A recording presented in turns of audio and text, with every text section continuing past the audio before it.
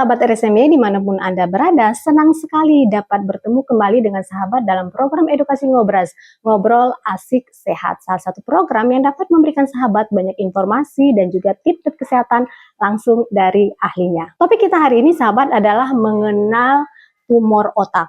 Penting untuk diketahui dan dipahami bersama. Tumor otak merupakan salah satu pertumbuhan sel abnormal di otak, bisa bersifat jinak maupun ganas, dan ini nanti bisa menyebabkan terjadinya mempengaruhi fungsi otak, saraf, dan kegiatan kehidupan sehari-hari penderitanya. Untuk itu kita harus aware, kita harus cari tahu seperti apa tumor otak, bagaimana pengobatannya. Nah, bersama narasumber kita yang sudah hadir hari ini, Dr. Arif Febrianto, spesialis bedah saraf. Nanti kita akan tanya segala hal mengenai tumor otak kepada beliau. Sebelum kita mulai ngobrolnya, kami ingatkan kembali untuk sahabat, subscribe YouTube PKRS. Jangan lupa untuk subscribe, like, comment, and share, dan nyalakan notifikasinya agar sahabat tidak ketinggalan setiap informasi menarik yang kami bagikan. Nah, sudah hadir di tengah kita semua Dr. Arif Febrianto, spesialis bedah saraf. Halo dokter, apa kabarnya dok? Halo. Selamat datang di podcast Ngobras PKRS RSMY. Tadi katanya habis operasi ya dok ya? Iya. Kemudian masih ada jadwal operasi lagi nih ya dok ya? Lumayan. Lumayan. Terima kasih sudah menyempatkan diri untuk kita berbagi ilmu hari ini ya dokter Arif ya. Baik dok, kita akan ngobrol nih dok mengenai mengenal tumor otak. Jadi yang dinamakan suatu penyakit tumor otak itu yang kondisi kesehatan yang seperti apa dok? Jadi tumor otak itu merupakan suatu tumor atau adanya massa di intrakranial di dalam kepala, di dalam rongga kepala. Okay. Itu bisa dari jaringan yang ada di otaknya sendiri atau penyebaran dari luar.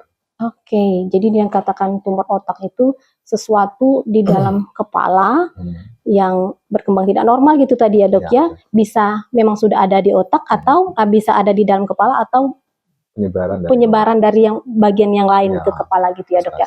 Oke, dok, kita kenal katanya tuh ada tumor jinak, ada tumor ganas, itu seperti apa pembedanya dok? Ya, kalau untuk tumor jinak dan tumor ganas yang kita bisa bedakan tuh dari onsetnya dulu ya.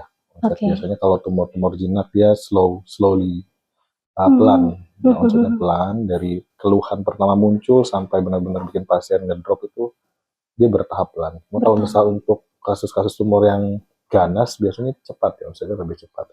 Dari pertama pasien mengalami keluhan sampai pasien benar-benar jatuh ngedrop gitu di posisi yang berat, itu cukup cepat. Itu kalau dari sisi kondisi klinis ya, kondisi klinis waktunya pasien. Gitu ya dok ya. Kan kalau misal untuk diagnosis pastinya ya, yang jelas kita harus lihat dulu jenis tumornya, harus kita operasi, kita ambil minimal kita biopsi, terus kita lakukan pemeriksaan patologi anatomi. Pemeriksaan patologi anatomi, kemudian baru bisa ditentukan apa ini tumor jinak atau ganas. Betul. Gitu ya. Jadi sahabat Ngobras, tadi dokter Arif menjelaskan bahwa dinyatakan tumor jinak atau ganas bisa dari waktunya tadi ya dok ya, outside-nya, kemudian juga dari pemeriksaan patologi anatominya ya dok ya, untuk melihat apakah itu ganas atau secara gambar radiologis juga kelihatan sebenarnya. Oke, bisa melakukan pemeriksaan patologi anatomi dan pemeriksaan radiologis ya dok ya, di foto ya dok ya, jari di kepalanya. Baik dokter, apa sih dok tanda dan gejala bahwa seseorang itu terkena tumor otak? Ya, untuk kasus-kasus tumor otak biasanya diawali dengan nyeri kepala. Nyeri kepala yang sifatnya slowly progresif ya, perlahan tapi makin lama semakin memberat. Jadi nyeri kepalanya itu sering dok atau nyeri kepala dengan ada ciri tersendiri nyeri kepalanya itu gimana dok? Dia nyeri kepalanya hilang timbul, namun dirasakan semakin lama, semakin hari semakin memberat seperti itu. Itu tipikal nyeri kepala pada tumor. Terus bisa juga ada keluhan-keluhan yang lain seperti adanya kejang, adanya kelemahan salah satu ekstremitas, salah satu anggota gerak, seperti itu bisa. Bisa. Ini kalau nyeri kepala ini berarti kalau kita beberapa kali mengalami nyeri kepala yang seperti dokter sampaikan tadi harus aware ya dok ya. Ternyata ini salah satu tanda yang spesifik yang umum ya Iya, dok ya, yang betul. sering merupakan gejala awal dari seseorang itu Betul. terdiagnosa tumor otak. Karena sering kan dok kita aduh pusing gitu, tiba-tiba nyeri kepala gitu, kemudian minum obat sembuh, minum obat sembuh. Itu kalau yang seperti itu masih dalam batas normal, aman itu dok? Iya, harus dilihat tingkat derajat nyerinya itu Tingkat derajat semakin nyerinya? lama semakin memberat tidak. Oke, Kalau berarti karakternya semakin lama semakin memberat dan kadang tidak membaik dengan obat-obatan. Oke, berarti sahabat ngobras nih harus bisa mengukur diri sendiri ya dok. Ini sakit kepala, nyeri kepalaku ini sudah seperti apa kadarnya, frekuensinya sudah seberapa banyak gitu ya dok. Harus mulai mencurigai kondisi sendiri gitu ya dok ya. Oke, baik dokter. Jadi tanda gejala tumor otak salah satunya tadi adalah nyeri kepala yang harus kita waspadai. Baik dokter, bagaimana sih dok biasanya perjalanan tumor otak itu dok, dari awal hingga terdiagnosis itu gimana dok? Biasanya pasien datang ke kita itu pada kondisi sudah cukup berat biasanya ya. Oke. Sudah lumpuh sebelah, gangguan perilaku. Oke, sangat disayangkan ya dok ya. Sudah kejang-kejang seperti itu. Tapi kalau untuk perjalanan awalnya biasa seperti tadi, awalnya biasanya pasien mengeluhkan nyeri kepala yang semakin lama semakin memberat, yang awalnya masih membaik sama obat-obatan yang bisa dibeli di warung, lama-lama tidak membaik lagi, akhirnya datang ke dokter spesialis saraf dan dilakukan CT scan, akhirnya ditemukan ada massa di kepala, ternyata itu tumor gitu ya dok ya. Berarti kita memang untuk pencegahan itu harus lebih ditekankan gitu kali ya dok, jangan datang ke dokter pas sudah sangat keluhan. Benar ya. Tapi umumnya masyarakat tuh seperti itu gitu ya dok ya. Kalau belum ada keluhan yang sangat berarti belum mau periksa gitu ya. Tunggu sesuatu sampai terjadi gitu baru bawa ke dokter, dan itu seharusnya jangan sampai terjadi ya dok ya. Untuk penegakan diagnosa seseorang itu terkena tumor otak seperti tadi yang dokter bilang ada pemeriksaan patologi anatomi dan radiologi, itu apalagi dok untuk bisa mengatakan oke, ini terkena tumor otak gitu dok? Tentunya kalau untuk menegakkan suatu diagnosis kita mulai dari pemeriksaan fisik, pemeriksaan klinis terlebih dahulu. Setelah confirm kita maju ke pemeriksaan radiologis ya. Cukup dilakukan CT scan kontras. CT scan dengan kontras itu biasanya sudah kelihatan. Sudah kelihatan ya dok ya. Gold standarnya biasanya kita melakukan MRI. Ada MRI-nya juga ya dok ya. Dengan kontras biasanya.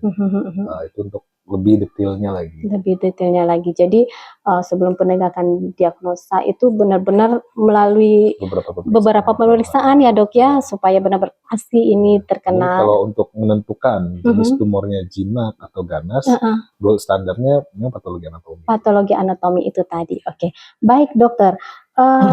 Tumor otak tadi selain ada yang jinak, ada yang ganas, apakah ada jenis yang lain dok? Misalnya tumor otak apa gitu dok? Ada nggak dok? Ya, dua itu aja sih. Oh, dua itu aja ya dok. Jadi tumor yang namanya tumor otak itu terdiri atas jinak atau ganas. Tapi ada juga yang jinak nanti karakternya berubah jadi ganas. Gitu. Oh ada gitu juga. Ya, oke. Dokter, kalau kita pasien datang lebih awal, kemudian terdiagnosa tumornya adalah jinak, itu apakah bisa dilakukan penanganan untuk agar menghentikan jangan sampai ke ganas gitu, gimana dok?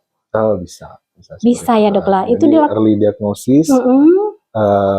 Jadi semua pasien tumor itu sebenarnya tidak harus kita buru-buru operasi ya. Tidak harus langsung operasi. Apakah si tumor ini cukup mengganggu?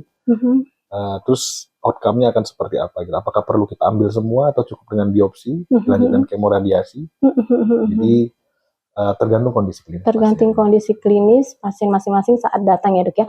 Tidak semua pasien dengan tumor otak itu membutuhkan tindakan intervensi operasi yang secara buru-buru. Bisa dilakukan pengobatan atau tindakan medis yang lain gitu ya dok ya. Oke, baik dokter. Dok, apa saja sih dok penyebab atau faktor risiko seseorang itu bisa terkena tumor otak dok?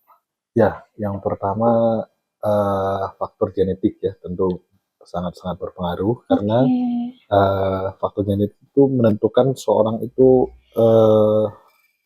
sensitif atau tidak terhadap paparan-paparan kimia ya, paparan-paparan zat karsinogenik. Terus lifestyle juga sama, kebiasaan yang mengkonsumsi makanan-makanan karsinogenik. Terus contohnya tuh makan karsinogenik itu seperti makanan-makanan olahan ya, makanan yang prosesnya tuh berkali-kali lah seperti itu. Jadi sangat kalau bisa ya dibatasin lah. Itu salah satu faktor resikonya. Sekarang ini makanan olahan banyak sekali Iya, ya dok betul. ya, malah booming-boomingnya makanan olahan yang lebih disukai oleh anak-anak muda, remaja gitu ya dok ya, mungkin karena rasanya lebih lezat dan mendapatkannya lebih mudah gitu ya dok ya. Jadi salah satu faktor penyebabnya itu adalah genetik ya dok ya. Jadi kalau kita sudah memiliki keluarga yang sudah terdiagnosis, kita harus lebih mawas diri ya dok ya, untuk karena sudah ada faktor risikonya. Selain juga tadi dokter bilang faktor makanan dan juga lifestyle sehari-harinya gitu ya dok ya. Baik dokter, kemudian dok, adakah dok makanan atau minuman tertentu selain yang mengandung karsinogen tadi dok? Adakah makanan atau minuman tertentu yang harus dihindari dok? Yang benar-benar harus dihindari agar kita bisa mengurangi resiko terjadinya tumor otak dok? Sebenarnya nggak ada yang spesifik ya. Nggak ada yang spesifik, oke. Cuma kalau misal memang kita udah dari riwayat keturunan ada tumor, ya sangat berhati-hati di makanan-makanan yang dibakar-bakar. Makanan yang dibakar, ya. Terus tadi makanan-makanan ultra proses. Nanti browsing aja ultra proses itu apa, kita nggak bisa nyebutin merek soalnya. Iya betul-betul. Banyak tapi kita nggak bisa nyebutin merek ya dok ya. Oke. Sahabat Ngobras juga harus tahu sendiri ya dok ya nanti ya makanan-makanan yang olahan yang seperti apa.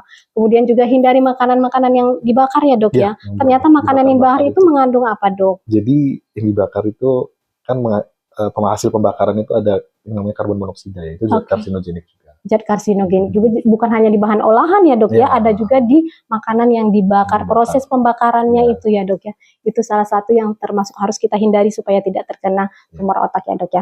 Baik dokter, kita masuk ke pertanyaan selanjutnya dok.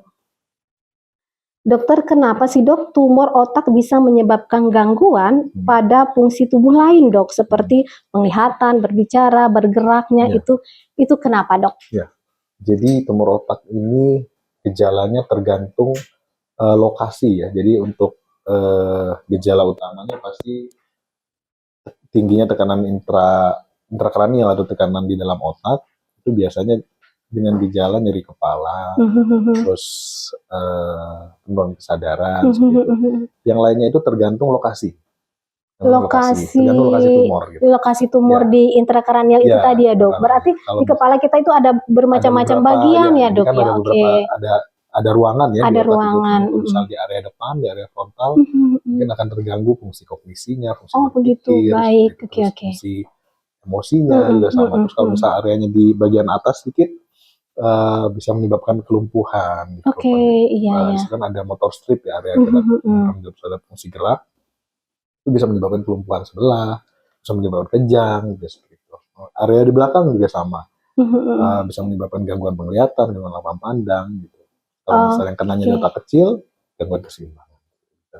Oke dokter, jadi ini nambah wawasan nih dok. Ternyata kan di intrakranial kita itu ada terbagi atas beberapa ruang ya dok ya. Kemudian tumor ini bisa saja tumbuh di dimanapun di bagian tersebut ya dok ya. Dan akan mengalami gangguan itu nanti tergantung di mana lokasi tumbuhnya tumor tersebut ya dok ya. Seperti yang dokter sebutkan tadi sahabat, bila tumbuh di depan maka gangguan seperti penglihatan gitu ya dok ya akan terjadi. Baik dokter. Kemudian dok, tumor otak ini dok, kalau dengar kata-kata tumor otak tuh kayaknya serem ya dok ya, ngeri ya dok ya, sudah seperti suatu penyakit yang luar biasa gitu dok. Jadi memang harus dicegah dari awal. Ini mendengar kata-kata tumor otak tuh bayangannya kematian, itu gimana dok? Untuk seseorang yang terdiagnosa tumor otak, seberapa besar kemungkinan untuk pulih, untuk sehat, dan jauh dari vonis kematian gitu, gimana dok? Sebenarnya tergantung lokasi ya, tergantung lokasi. Jadi modalitas kita untuk operasi itu menentukan prognosis juga sebenarnya. Nah, modalitas yang baik, kita bisa tahu posisi tumor itu tepatnya seperti apa, berhubungan dengan pembuluh darah apa, nanti akan menentukan approach kita akan seperti apa gitu. Jadi kalau modalitasnya bagus, ya kita jadi bisa menjelaskan ke pasien gitu. Kalau untuk kasus-kasus tumor yang posisinya dalam, sulit gitu untuk kita ambil, dekat dengan pembuluh darah besar, mungkin kita harus menyampaikan apa adanya. Untuk resiko kematian mungkin ada. Sampaikan ke keluarga gitu ya dok ya. Ya, walaupun mungkin resikonya kecil, tapi kalau saya pribadi selalu saya sampaikan bahwa operasi yang paling berat, salah satu operasi yang paling berat di dunia medis itu salah satunya operasi otak gitu. Operasi otak, Ya, betul. otak. Jadi Karena otak itu kayak pusatnya gitu ya iya, dok ya, pusat pusat sumber dan dari segala di dikelilingi tubuh. dengan pembuluh-darah besar gitu. Mhm. Jadi risiko yang membahayakan nyawa ada, walaupun angka kejadiannya jarang. Oke. Terus risiko kedua bisa menyebabkan cacatan, kelumpuhan. Mhm, Walaupun mhm. kejadiannya jarang juga. Tergantung, sekali lagi tergantung lokasi tumor di mana. Tergantung lokasi di tumor. mana. Jadi dok, lokasi tumor itu di bagian mana yang sangat krusial dok? Di Yang antara semuanya krusial kalau di semuanya otak. sangat Semuanya krusial. Tapi yang paling rumit itu biasanya di tengah ya, di tengah-tengah otak, di stellar region, di Oke. clivus seperti itu ya. Di bagian tengah. Dekat batang otak itu paling sulit. Paling sulit. Luar biasa berarti seorang dokter spesialis bedah saraf itu ya dok ya. Kalau teknisi atau bengkel itu mau ngotak-ngatik mesin ya dok ya. Ini kalau seorang spesialis bedah saraf itu ngotak-ngatik isi kepala gitu. Gimana caranya ini biar bisa membuat kondisi semakin membaik gitu seseorang yang sudah ada gangguan di kepala. Dan seperti yang dokter sampaikan tadi, di situ ada batang otak, kemudian ada persarapan yang banyak ya dok ya. Ini salah sedikit bisa fatal dong dok. Gimana itu dok? Jadi memang kita butuh ketelitian yang tinggi. Dan alhamdulillah sih rumah sakit Resudiam Yunus ini udah terfasilitasi cukup baik ya. Cukup baik, oke. Mikroskop yang bagus ya, bagus. Ya, alhamdulillah. Jadi menunjang, fasilitasnya menunjang seorang dokter spesialis bedah saraf dan perawat-perawat di ruang operasi untuk bekerja semaksimal mungkin ya dok ya. Ya baik. Oke dokter, luar biasa sejauh ini mendengar seperti apa yang dilakukan oleh seorang spesialis bedah saraf untuk membantu menyembuhkan seseorang yang sudah terdiagnosa tumor otak, itu luar biasa ya dok. Kebayang oleh saya nih dok, kayak apa nih di OK-nya seperti apa gitu. Baik dokter, dok apakah tumor otak itu dampaknya terhadap kualitas hidup dan aktivitas seseorang? Tadi sudah dokter spill dikit-dikit ya dok, tapi untuk lebih jelasnya dok gimana dok? Ya jadi seperti tadi saya bilang, makin cepat kita tahu, makin cepat kita diagnosis, makin cepat kita terlaksana. Betul.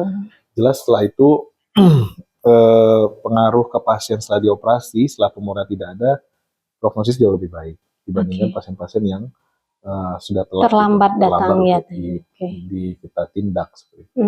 Terus untuk jenis-jenis tumornya juga mempengaruhi. Untuk kasus-kasus tumor yang seperti kita curiga itu satu keganasan, ya untuk kualitas hidupnya mungkin tidak terlalu bagus dibanding tumor-tumor yang kita curigai satu tumor jinak.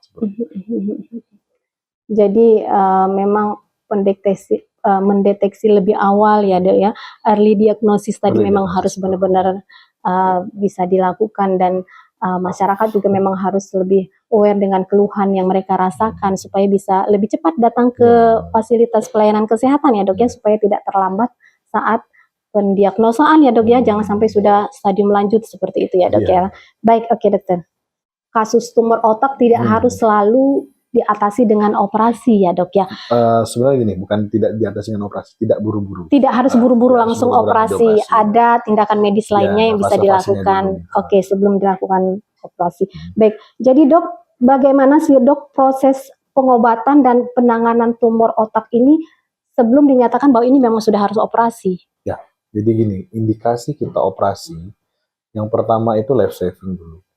Ya, kira-kira tindakan kita ini perlu atau tidak. Kalau misal kita operasi cuma tujuannya untuk diagnosis, berarti indikasinya diagnostik. Oke, indikasinya indikasi life saving. Tergantung indikasinya waktu itu. Tapi kalau untuk gold standar yang benar, ya memang harus dilakukan operasi untuk menegakkan jenis tumornya ini apa. Itu minimal. Jadi dok, kalau misal tumor udah pasti harus dioperasi nggak? Emang pasti harus dioperasi? Oh, nanti ujungnya pasti harus operasi dia dok. Jadi semua pasien yang dinyatakan diagnosa tumor otak, ujungnya nanti tetap harus operasi. Minimal kita tahu diagnostiknya apa. Gitu ya. Tapi kalau pasien belum setuju operasi, itu tetap kita rawat, tetap kita rutinkan kontrol sampai di titik dimana ibu ini harus disegerakan operasi. Oke. Jadi seperti itu ya dok ya. Jadi ketemu dokter bedah saraf nggak melulu langsung ditodong harus operasi belum. Gitu. Oke ya dok. Ada fase kita pantau dulu, kita terapi dulu seperti itu. gitu. Oke dokter, bagaimana dok dengan pasien tumor otak di RSMY? Saat ini belum banyak ya dok ya, dokter spesialis bedah saraf di Provinsi Bengkulu. Begitu juga dengan di RSMY, namun kita sekarang sudah memiliki layanan ini. Alhamdulillah bisa membantu pasien dengan keluhan tumor otak, jadi nggak harus keluar provinsi lagi untuk penanganan ini. Ini ceritakan sedikit dok, gimana dok dengan pasien kita di Bengkulu dengan tumor otak ini, banyakkah dan seperti apa kasusnya dok? Kasusnya sangat-sangat banyak sebenarnya di Bengkulu. Sangat banyak. Tumor otak. Ya. Waduh. Jadi saya kenapa bilang sangat banyak? Saya pembandingnya, saya kan praktek di Bandung juga ya. Di Bandung, oke. Kurang lebih untuk kasus tumor otak di sini dan di Bandung angkanya sama. Padahal di Bandung dengan penduduknya lebih banyak, iya dok. Ya. Yang kita hanya angka 2 jutaan gitu ya dok ya. Dengan volume operasi tumornya banyak. Astagfirullah. Ya. Oke. Saya sebenarnya agak kaget juga gitu. Terus iya. untuk memang didominasi di area-area tertentu, gitu. Di kabupaten tertentu. Oke. Itu nanti harus kita cari tahu juga ini kebiasaan. Ini bisa jadi kayak penelitian ya dok ya. Kenapa ya dok ya? Gitu. Kebiasaan di area sini apa? Gitu. Untuk kasus-kasus tumor otak cukup banyak di sini. Cukup banyak dan banyaknya di area-area di luar kota Bengkulu ya dok ya. Itu kalau bisa di-spill lagi dok, itu yang dengan edukasi background seperti apa atau ekonomi mungkin, seperti apa gitu dok? Mungkin seperti ini ya. Mungkin saya curigai daerah-daerah pegunungan ya, daerah-daerah area pegunungan sana mungkin untuk menyediakan makanan-makanan itu perlu makanan yang ada pengawetnya mungkin, seperti ikan asin. Kalau saya sarankan ikan asin boleh, tapi jangan terlalu sering lah. Mungkin jauh dari pasar gitu ya dok, jadi harus nyetok gitu ya dok ya. Oke. Jadi angka kejadiannya cukup tinggi. Cukup tinggi, iya. Mulai dari tumor yang jinak sampai tumor yang paling ganas pun. Ganas, iya. Mulai tumor yang posisinya di luar sampai tumor yang paling sulit pun ada. Ada di sana. Ada. Dan itu untuk rentang usia berapa dok umum kebanyakannya dok? Dari umur paling kecil kemarin umur 4 tahun. Umur 4 tahun kita sudah ada pasien tumor otak ya dok ya? Itu lebih kepada bawaan lahir atau memang faktor di luar ya dok? Iya, faktor genetik kalau itu. Faktor genetik ada ya, oke. Oke. Wah sahabat Ngobras dimanapun berada, tadi seperti dokter Arif sampaikan bahwa dibandingkan kota Bandung ya dok ya, Bandung yang dengan jumlah masyarakat populasinya sekian juta dengan kita yang 2 juta penduduk, tapi angka kejadian tumor otaknya itu nyaris sama ya dok. Ini cukup memprihatinkan dan harus menjadi perhatian kita bersama mengapa seperti ini bisa terjadi ya dok ya, karena banyak kasus seperti ini akan menurunkan mungkin kualitas hidup ya dok ya, kemudian nanti produktivitas masyarakat, jadi memang pencegahannya nanti harus lebih ditekankan. Jadi dokter gimana nih dok pencegahannya dok sebagai seorang dokter spesialis bedah saraf, apa yang dokter ingin sampaikan ke masyarakat, bagaimana supaya kita bisa mencegah supaya tidak terjadi, dan kalau sudah terjadi pada diri kita atau anggota keluarga kita, apa yang harus dilakukan? Jadi gini, untuk tumor otak, ya murni menurut saya, menurut keilmuan juga, peran genetik itu sangat besar andil gitu ya dok ya. Di situ. Jadi untuk keluarga yang punya histori atau riwayat adanya tumor otak, ya harus lebih aware, harus lebih jaga-jaga makanan, jaga lifestyle gitu ya, harus benar-benar. Terus kalau ada keluhan yang terjadi ke arah sana seperti tadi nyeri kepala yang pelan-pelan semakin lama semakin memberat, tidak lagi membaik dengan obat-obatan, itu cepat aja, jangan denial gitu, jangan denial sama ini biasalah sakit kepala biasa. Jadi cepat periksakan, karena cepat pemeriksaan, cepat penanganan, ya outcome jauh lebih baik. Lebih baik, betul sekali. Dokter, saya tertarik dengan tadi yang dokter sampaikan bahwa sebagian besar kasus tumor otak di Provinsi Bengkulu ini adalah masyarakat di daerah pegunungan. Angkanya seperti itu untuk sekarang gitu ya dok ya. Mungkin ya dok mereka mengalami gejala-gejala awal yang mungkin dibiarkan saja atau hanya ditangani dengan obat-obat warung, tidak ke fasilitas kesehatan. Mungkin karena jarak atau pengetahuan mereka yang mereka tidak tahu bahwa keluhan seperti itu harus segera mendapatkan datang ke fasilitas kesehatan. Ini dokter gimana dok? Tanggapan dokter untuk masyarakat yang kalau punya keluhan pusing, nyeri kepala itu minum obat-obat warung saja, itu gimana dok? Jadi mulai sekarang kenali baik-baik ya diri sendiri. Kalau misal memang ada keluhan nyeri kepala, yang tidak membaik lagi dengan obat-obatan, harus cepat diperiksakan ke dokter saraf minimal. Ya, dokter saraf untuk dilakukan pemeriksaan lebih lanjut. Pemeriksaan secara klinis, kalau misalnya memang ada terindikasi suatu tumor, mungkin harus cepat dilakukan pemeriksaan CT scan. Pemeriksaan CT scan, oke. Jadi kalau ada keluhan seperti itu, jangan minum obat warung terus kali ya dok ya. Datang ke fasilitas kesehatan, datang konsultasi ke dokter saraf tadi ya dok ya, untuk nanti didiagnosis dan untuk tindakan selanjutnya. Baik sahabat RSMI dimanapun Anda berada, senang sekali hari ini tadi kita sudah ngobrol banyak bersama Dr. Arif Febrianto, spesialis bedah saraf mengenai tumor otak. Jadi seperti yang dokter sampaikan tadi, kita harus aware dengan diri kita sendiri. Salah satu gejala tumor otak adalah nyeri kepala. Kita harus bisa menilai nyeri kepala kita, apakah nyeri kepala biasa ataukah nyeri kepala yang harus segera mendapatkan bantuan di pelayanan kesehatan. Jadi sahabat harus bisa memahami diri sendiri, sakit kepalanya seperti apa, frekuensinya, nyerinya, berulangnya, dan segera putuskan untuk segera datangi layanan kesehatan bila sahabat merasa bahwa sakit kepala sahabat bukan menjadi suatu hal yang biasa. Dan bila ada anggota keluarga yang sudah pernah terdiagnosis tumor otak, maka ini harus menjadi perhatian yang lebih untuk lebih waspada agar Anda, sahabat, tidak terkena tumor otak. Baik sahabat, terima kasih sudah menyaksikan Ngobras episode kali ini. Semoga bermanfaat untuk kita semua, menambah literasi kita mengenai ilmu kesehatan dan mengenai tumor otak. Nantikan kami di Ngobras episode selanjutnya dengan topik-topik yang menarik lainnya. Tetap semangat, jaga kesehatan. Sampai jumpa. Salam sehat.